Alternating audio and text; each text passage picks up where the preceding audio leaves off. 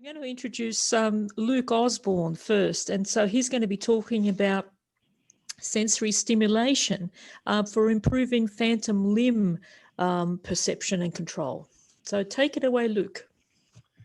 Sure, Dr. Puce, thanks for that introduction. So my name is Luke Osborn, and I'm a postdoc at the Johns Hopkins University Applied Physics Laboratory. And a lot of this work I'm talking about was actually started at Johns Hopkins University in the Department of Biomedical Engineering, where Catherine and I had worked together on this. But basically, the idea here is that we can use sensory stimulation to enhance this idea of phantom limb perception, and then that leads to improved control, which is really, really fascinating. So just to give you a brief overview,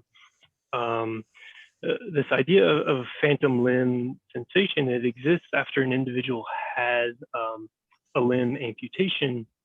And so their limb no longer exists physically, but they can still feel it, and they have that sensation of that limb. And what's interesting is the regions of the brain that represent the limb are still there, even though the hand might not be. And so one of the things we can do is use signals like electromyography to capture muscle activity while somebody is trying to move their phantom hand. And we can collect that information and then generally decode it to understand what type of movement they're trying to make. But something we saw, which is really interesting, is that you can provide sensory feedback, so stimulation to the nerves that are still there, and that actually helps improve the ability for somebody to move their phantom hand, and then our ability to decode that information. And so what this looks like is we can find regions of the residual limb, so the limb that's left after an individual has an amputation, and we can electrically stimulate it. And what that does is it creates a tactile perception in the phantom hand. And so this image here is showing a few individuals that we've worked with that when we stimulate parts of their limb, they can feel it in their phantom hand. And they describe these sensations maybe as a pressure or a vibration or something like that. But what we saw and what everybody would say after we do this stimulation is that it felt like they had a better perception of their phantom hand. So, you might expect this is if we're stimulating the sensory aspects of the phantom limb and they can feel it, then they it's more front and center in their mind, so to speak.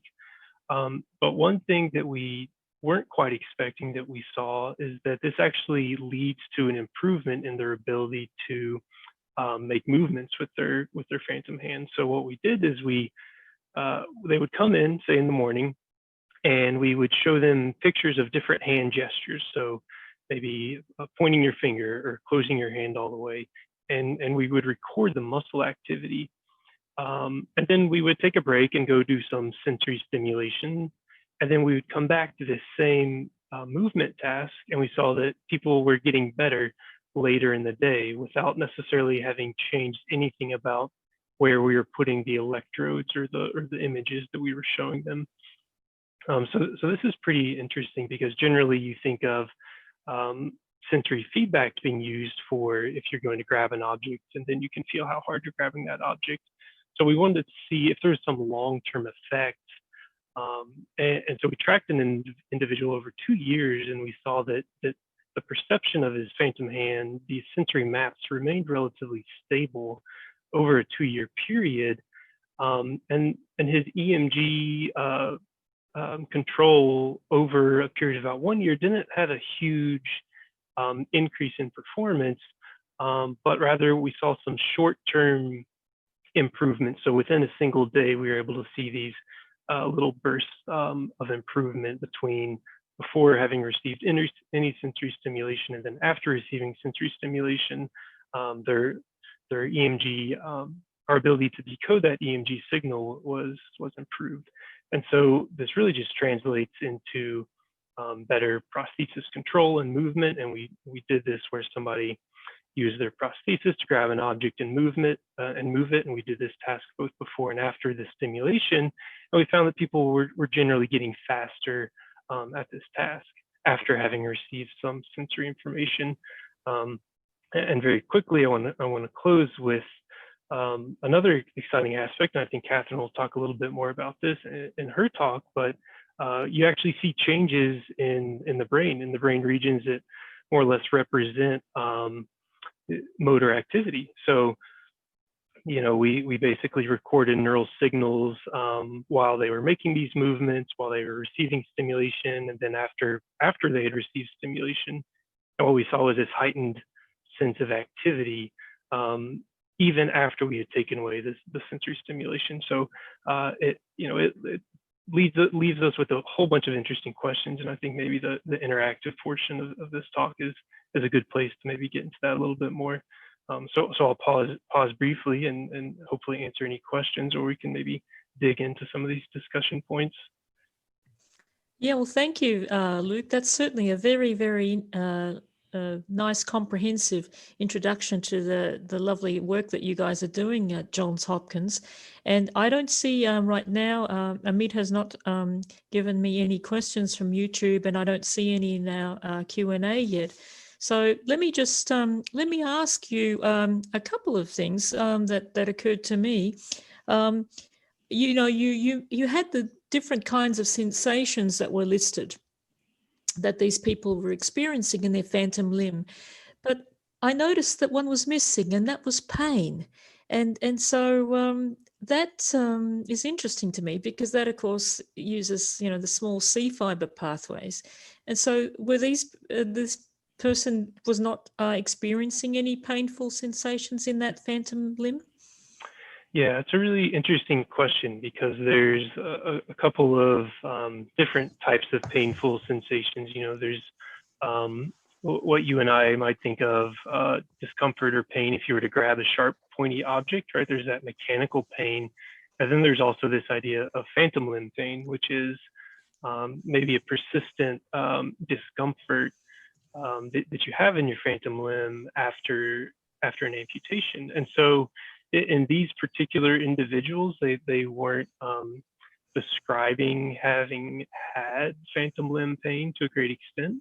I think one of the areas that, you know, is emerging, and something that we're hoping to look into is, does this type of sensory stimulation actually help mitigate something like phantom limb pain? So while we're not showing any painful perceptions here in this image, that is a fairly common occurrence, but there's some evidence where people have shown that, well, you know, sensory information can actually help reduce this discomfort of phantom limb pain.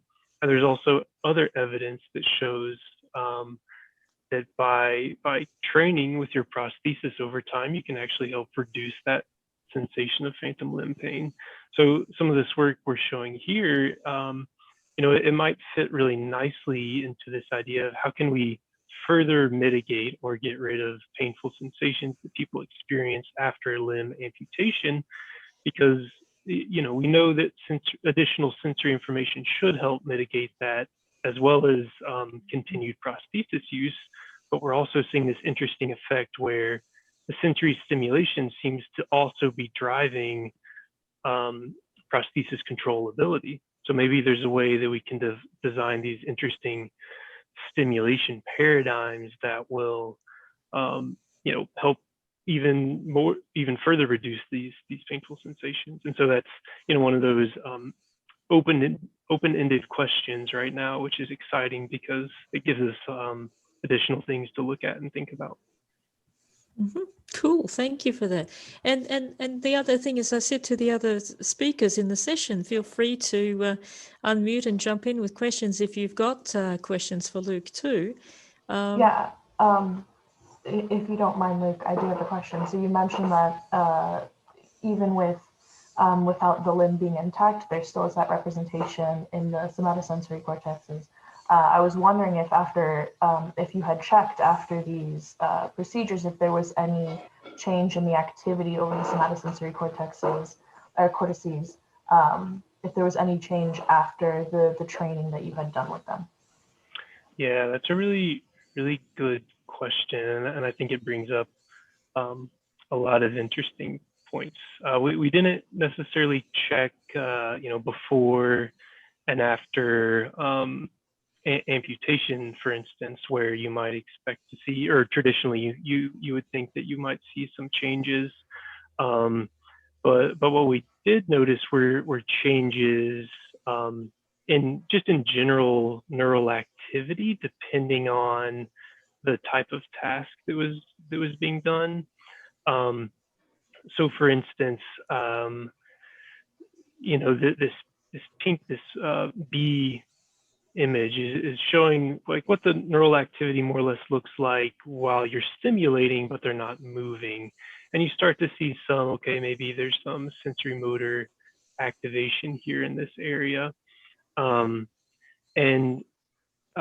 It's interesting because, some people might say, well, the limb is gone, and so that cortical region doesn't represent the hand anymore, but there seems to be evidence that might not necessarily be true, and there's still some part of the cortex that still represents the limb. But I think what's interesting is, say, for instance, we perform some sensory stimulation and we see activity in the sensorimotor regions of the brain. And then we take away that stimulation. But then if we look, if we peek back in 15 to 20 minutes later, which is kind of what this, the far right image is showing in the green, you still see some heightened activity, if you will. So it's exciting because, it says, oh, look, there's something here that we should be paying attention to. But we also don't know exactly what causes that or why we're seeing this. But I think one of the takeaways we had was, well, there seems to be some short-term residual effect from sensory stimulation that is still influencing the sensorimotor regions of the brain, even after you take it away, which is exciting, and that might have some implications for short-term or long-term improvements in how somebody might use their prosthesis. Well, that's very cool. And the other thing too, Luke, is it makes me think of, particularly now that you've got that map up there, that second topographic map makes me think of mu rhythm. And that's you're probably looking at that 10 hertz component of the mu rhythm. There's no movement. The limb, or they're not trying to move. And of course, that distribution changes as the movement occurs, and they're watching the screen, they're watching the cue, they're getting the visual cue, the distribution of activity changes. And so that's a really nice demonstration. So I have a quick one for you. What about the beta component, the beta sort of component of the mu rhythm? Have you had a chance to look at that? No, we haven't, but that's really a good question, because now it gives us something else to do in the next, in the next several months, right? That's another thing we can start looking at. So thank you for that. Yeah.